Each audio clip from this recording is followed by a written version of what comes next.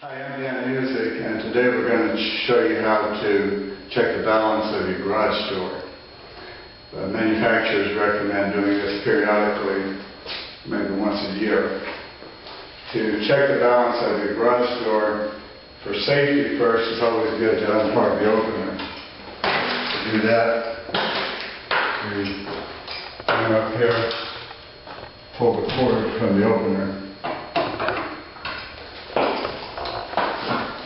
Next, we disengage the opener from the door. Do that by pulling the rope toward the inside of the garage, and that disengages it. There are two positions on the opener. If you pull it away from the door, it disengages. If you pull it toward the door, it could re-engage. So you pull it away from the door, and then you lift the door. The door feels kind of heavy to me. I open the door halfway, I think it doesn't stay up. And then I go all the way up. It's still heavy and won't stay open.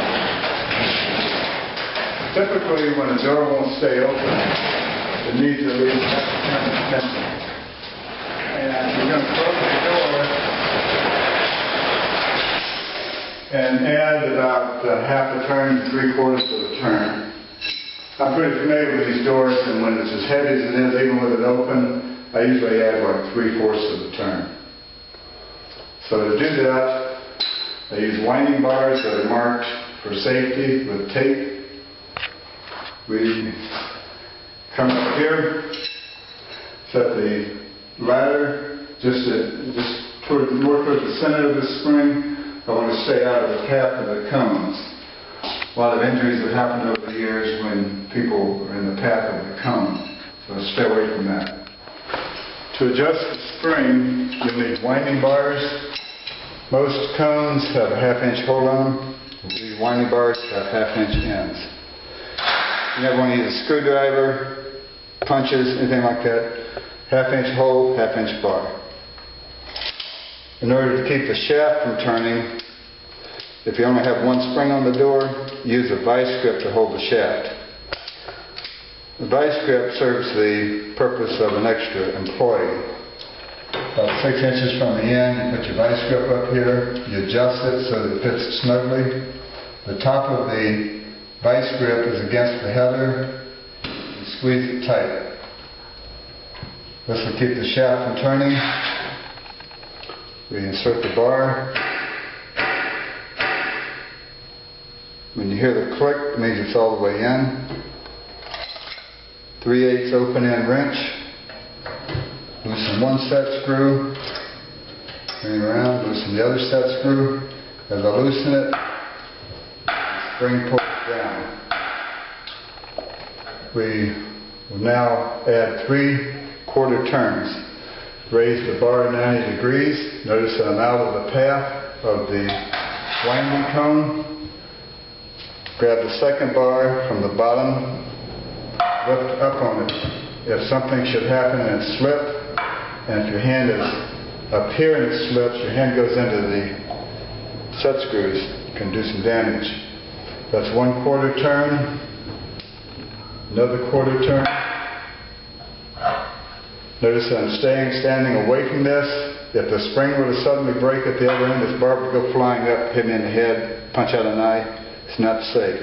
This is very dangerous.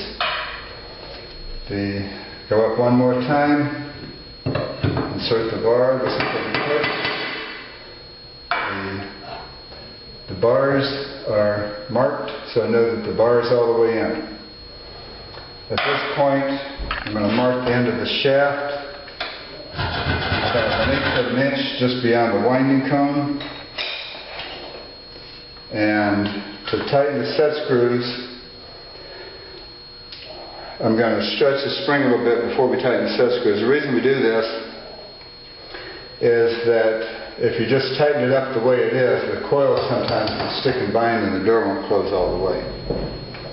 So we pull the bar away from the door, pull it toward the inside center of the door, and then tap it over until the end of the cone lines up with my mark. I continue holding the tension here. Not only the tension that wants to pull that way, but also the pressure. I don't want that cone to slip back. I'll show you what happens if you relax it. It slips back. So we pull up, knock it out. When we knock it out, the bottom of the spring dips a little bit. If you mark it too far, it starts to snake. So you don't want it to do that. So you walk it back, go back to original mark, knock it over just a little bit. I continue holding the pressure this way, and then reset the set screws. Keep my body out of the way. We go half a turn beyond the point where it touches, where the set screw touches the steel. Same here, finger tighten it, and then go another half turn. And then before I pull the bar out, I test it for safety. If you accidentally put too much tension on here, pull your bar out, the door can come up and knock you off the ladder.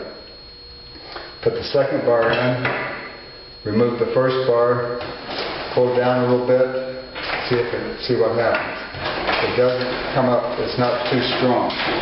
If it does drop down, which means it may need a little bit more adjustment. So now I'm going to test the balance again. Remove the vice grip. Get it back down here. At this point I will open the door halfway. See if it stays open. And it does. Open the door all the way. And it stays open.